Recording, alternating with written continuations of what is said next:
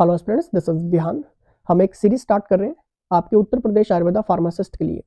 लेकिन अगर आप इस वीडियो को अन्य किसी राज्य से देख रहे हैं और आप तैयारी कर रहे हैं आयुर्वेदा फार्मासिस्ट की, तब भी ये वीडियो आपके लिए महत्वपूर्ण है। लेकिन अगर आप बेस्ट तैयारी करना चाहते हैं एक्सपर्ट्स के अंडर, टॉपिक वाइज क्लासेस चाहिए आयुर्वेदा फार्मासिस्ट की, तब आप व्हाट्सएप करिए। Model paper, MCQs, test series, topic wise test और सभी स्टेट्स के आयुर्वेदा फार्मासिस्ट के सोल्यूशंस के साथ पेपर प्रीवियस सभी ईयर्स के, तब भी आप व्हाट्सएप कर लेना, क्योंकि आपके लिए ये बहुत ही महत्वपूर्ण है। और खासकर अगर आप उत्तर प्रदेश से तैयारी कर रहे हैं इनके उत्तर प्रदेश आयुर्वेदा फार्मासिस्ट की, तब तो ये आपके लिए सुनहरा मौका है, क्योंकि 1002 पदों के ऊपर वैकेंसीज आउट हुई हैं और आपके लिए ये सरकारी नौकरी और भी महत्वपूर्ण हो जाती है। तो आज का मॉक टेस्ट हम डिस्कस करेंगे, साथ साथ में आप लगाइए अपने आंसर भी। देखिए क्वेश्चन आपका क्या है। आम बात की परम औषधि है, बताइए कि ये रासना, एरंड, बला या फिर अश्वगंधा।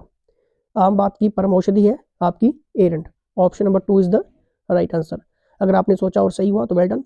देखिए, लेकिन एग्जामिनर आपको थोड़ा सा घुमा सकता है जब एरंड की बात होती है, पूछ सकता है कि इंग्लिश नेम क्या है, तो याद रखना है कैस्टर।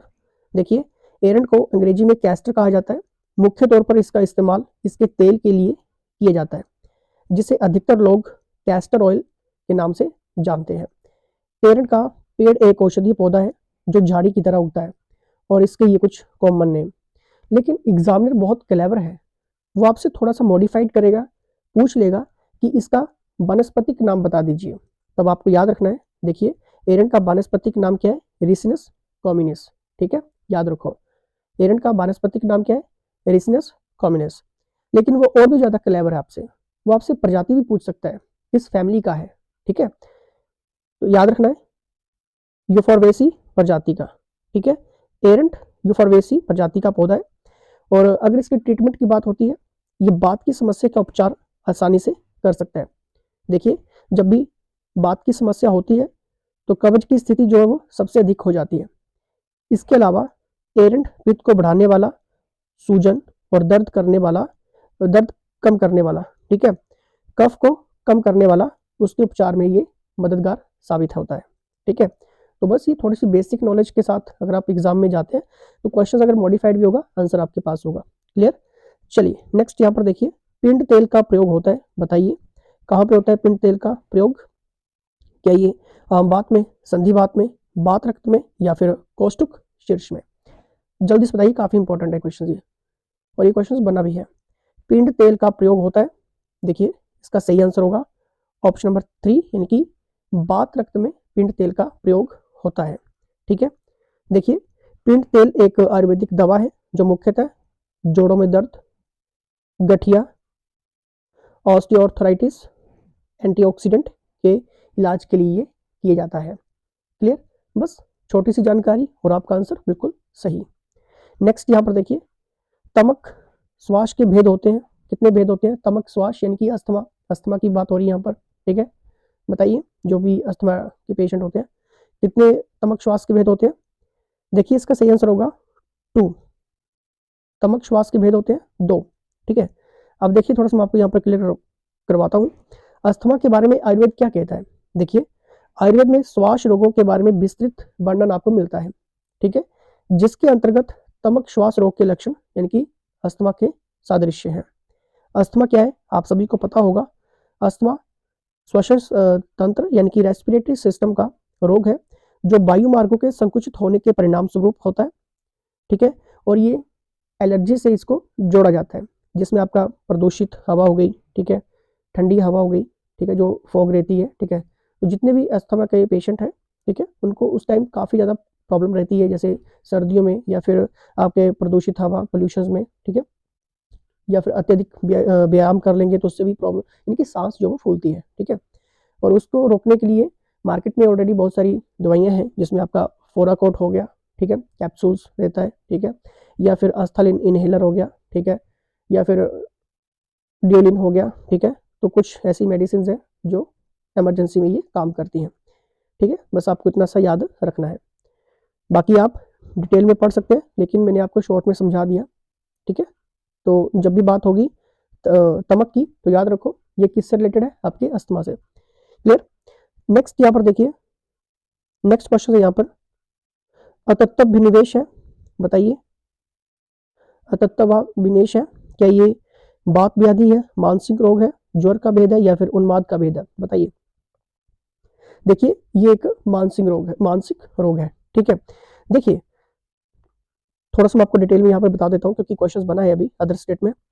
देखिए अतत्व विनिवेश एक आयुर्वेदिक व्याख्या है जिसके विभिन्न रोगों का कारण धातु के अभिनिवेश के समझने में प्रयास किया जाता है। इसके अनुसार विभिन्न रोगों में विभिन्न तत्वों का अधिकाधिक अभिनिवेश होता है। अब इसमें आपको जो पॉइंट याद रखने हैं, बात व्याधि, ठीक है, यह वायु तत्व के अधिकाधिक अभिनिवेश को संकेत कर सकता है जिससे आंतरिक संतुलन की कमी होती है और विभिन्न रोगों का कारण बनता है। यहाँ पर क्या बात क्लियर की जा रही है, बड़े ध्यान से इस क्वेश्चन को समझिए। देखिए अतत्व विनिवेश की यहाँ पर बात हो रही है, ठीक है, तो क्या है ये, मानसिक रोग है, लेकिन आपको तो सब कुछ पढ़ के जाना पड़ेगा, ठीक है, इसलिए टॉपिक्स का ऑप्शन देखिए कि बात व्याधि क्या है। फिर देखिए बात व्याधि मैंने आपको क्लियर कर दिया, ये वायु तत्व के अधिकाधिक अभिनिवेश को संकेत कर सकता है, बात व्याधि। मानसिक रोग, ठीक है, यह मानसिक तत्वों के अधिकाधिक अभिनिवेश को सुझा सकता है जिससे मानसिक स्वास्थ्य की समस्याएं उत्पन्न हो सकती हैं, ठीक है। ज्वर का भेद, ठीक है, ज्वर में पित्त तत्व का अधिकाधिक अभिनिवेश हो सकता है। उन्माद का भेद, ये कफ तत्व के अधिकाधिक अभिनिवेश को सूचित कर सकता है जिससे मानसिक अस्थिति पर असर होता है, ठीक है। तो ये 4 पॉइंट थे, चारों आपको क्लियर हो गए, ठीक है। लेकिन जब भी बात होगी किसकी, जब भी बात होगी आपके अतत्व निवेश की, तो याद रखो ये क्या है, एक मानसिक रोग है। और क्वेश्चंस में यही पूछा गया था, लेकिन आपने बात व्याधि पढ़ ली, ज्वर का भेद पढ़ लिया, उन्माद का भेद पढ़ लिया और मानसिक रोग का भेद पढ़ लिया, ठीक है। ये इसके ऑप्शंस थे। अगर आपको ये पीडीएफ चाहिए, फ्री का व्हाट्सएप लिंक डिस्क्रिप्शन में या कमेंट बॉक्स में पिन किया गया, ज्वाइन कर लेना, पीडीएफ मिल जाएगी। नेक्स्ट यहाँ पर देखिए, षडंग पानी का प्रयोग होता है, वेरी इंपॉर्टेंट, षडंग पानी का प्रयोग होता है, क्या ये पैतिक अतिसार में, विसूचिका में, ज्वर पिपासा में या फिर आम बात में, बताइए। षडंग पानी का प्रयोग होता है, देखिए इसका सही आंसर होगा ज्वर पिपासा में, ठीक है। षडंग पानी का प्रयोग होता है किसमें, ज्वर पिपासा में। क्या होता है ये, थोड़ा सा आपको पता होना चाहिए।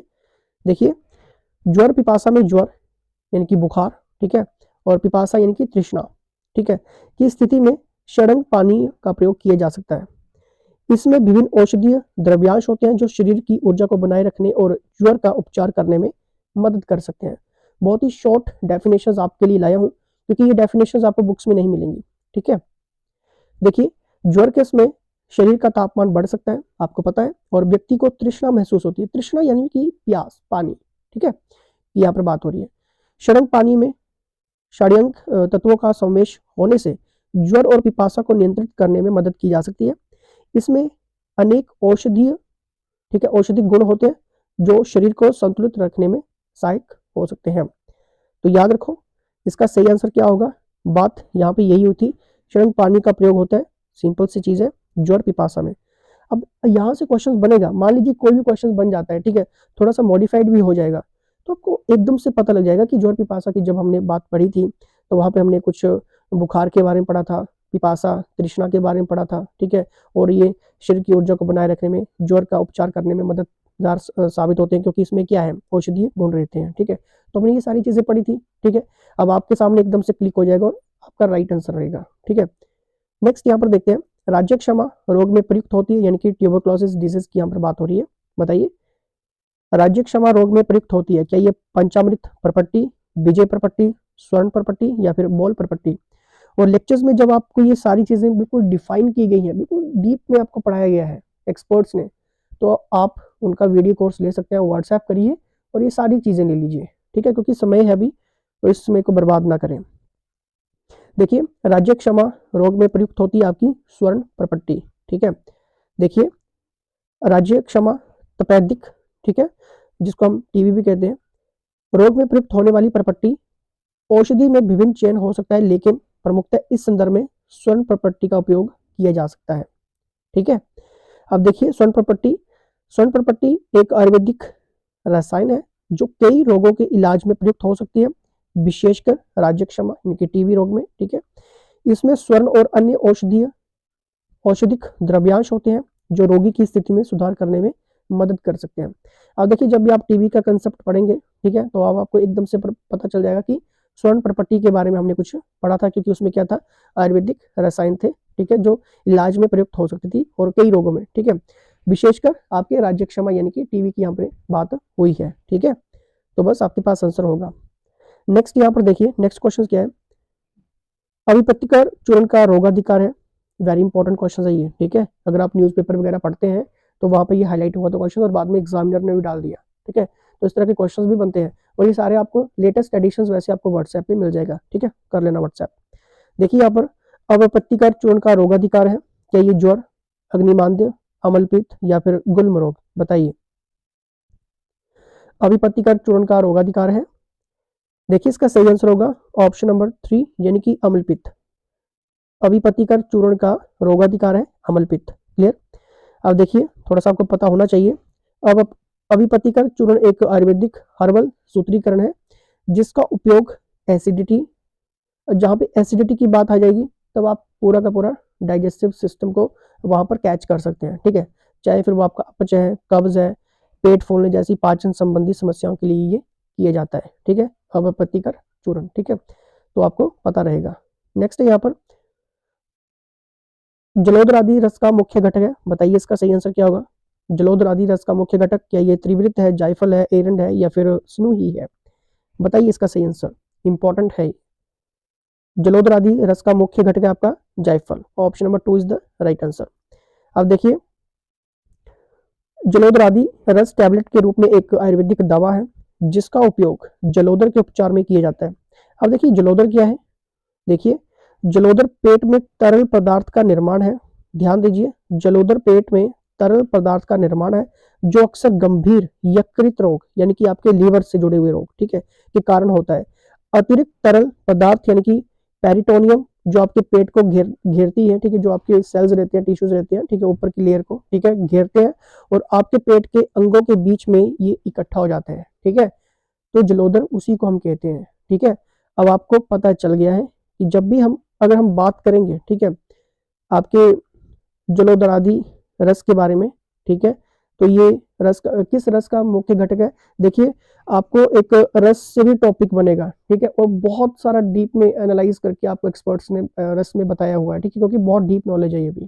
ठीक है, तो जब आप वीडियो कोर्स लेंगे तब आपको और ज्यादा यहाँ पर क्लियर हो जाएगा। ठीक है, तो जायफल इसका सही आंसर हो गया। लेकिन जलोदर के रोग की जब भी बात होगी तो आपको याद रखना है कि पेट में तरल पदार्थ का निर्माण है जलोदर, ठीक है, जो अक्सर गंभीर यकृत रोग के कारण होता है। ठीक है, बस इतना सा याद रखो। नेक्स्ट है यहाँ पर, कनकासब की मात्रा होती है 5 मिलीलीटर, 20 मिलीलीटर, 40 मिलीलीटर या फिर 60 मिलीलीटर? कनकासब की मात्रा होती है 20 मिलीलीटर। ठीक है, कनकासब कितनी मात्रा होती है? 20 मिलीलीटर। लेकिन जब भी बात होती है कनकासब की तो ये और किसके नाम से इसको जाना जाता है? कनक साबम। ठीक है, कनक साबम के रूप में भी इसको जानते हैं। ठीक है, और ये एक शास्त्रीय आयुर्वेदिक उपाय है जो अधिकांश श्वसन समस्याओं, आंत की समस्याओं और कमजोर प्रतिरक्षा के समाधान के रूप में किया जाता है, यानी कि इम्यूनिटी, ठीक है, जिसकी कमजोर है उसके लिए भी ये उसके रूप में भी कार्य किया जाता है। ठीक है, तो कनकासब की जब भी बात होगी अब याद रखना है। ठीक है, इसलिए श्वसन समस्याओं, आंत की समस्याओं, ठीक है, आपके पास आंसर होगा। ठीक है, स्नेह के प्रकार होते हैं 2, 3, 4, 5। इसका सही आंसर होगा ऑप्शन नंबर 2 यानी कि 3 प्रकार के स्नेह। ठीक है, अब देखिए, स्नेह आयुर्वेद में एक महत्वपूर्ण औषधि गुण है और इसमें विभिन्न प्रकार के स्नेह हो सकते हैं जो रोगों के उपचार और समृद्धि के लिए प्रयुक्त होते हैं। 3 प्रकार के स्नेह होते हैं। ठीक है, अब देखिए यहाँ पर क्या क्या आपको याद रखना है। वृष्टि स्नेह, ये वर्षा का समय में प्राप्त होने वाला स्नेह है। ठीक है, जब वर्षा रहेगी, ठीक है, तो उस टाइम जो स्नेह मिलेगा, ठीक है, तो आपको याद रखना है वृष्टि स्नेह, यह वर्षा के समय में प्राप्त होने वाला स्नेह है। ठीक है, इसमें वन्य, घृत और तेलाभियंतर हो सकते हैं। ठीक है, नेक्स्ट आप यहाँ पर देखिए स्नेह। ठीक है, देखिए इसमें वन्य, घृत और मधु हो सकते हैं और ये उपचार के लिए प्रयुक्त होता है। ठीक है, तो आपको याद रखना है। नेक्स्ट यहाँ पर देखिए उपवास स्नेह, ठीक है। देखिए इसमें वन्य, घृत, तेल और मधु हो सकते हैं और ये उपवास के समय के लिए उपयोगी है, ठीक है। तो ये 3 प्रकार के स्नेह हैं, ठीक है, जो कि आपने अच्छे से यहाँ पर पढ़ लिए और डिफाइन भी बहुत ही प्यारे तरीके से डिफाइन हुआ है ताकि आपको अंडरस्टैंड हो सके ये सारी चीज़ें, ठीक है जी। लेकिन जैसे मैंने आपको कहा कि अगर आप बेस्ट प्रिपरेशंस करना चाहते हो और बेस्ट क्वेश्चंस जो कि आपके पास एडिशंस होना चाहिए, क्योंकि सब कुछ हम यूट्यूब पे नहीं करवा सकते हैं, ठीक है, क्योंकि इससे बहुत ज़्यादा टाइम आपका वेस्ट हो जाएगा। इसलिए आप वीडियो कोर्स लीजिए और पूरा दिन पढ़िए, पूरे नोट्स बनाइए, ज़्यादा से ज़्यादा MCQs पढ़िए और ज़्यादा से ज़्यादा अनलिमिटेड टेस्ट लगाइए, ठीक है, तभी आपकी अच्छे से प्रिपरेशन हो पाएगी। तो व्हाट्सएप करिए, आपके लिए फ़ायदा रहेगा। फिलहाल इसी के साथ जय हिंद।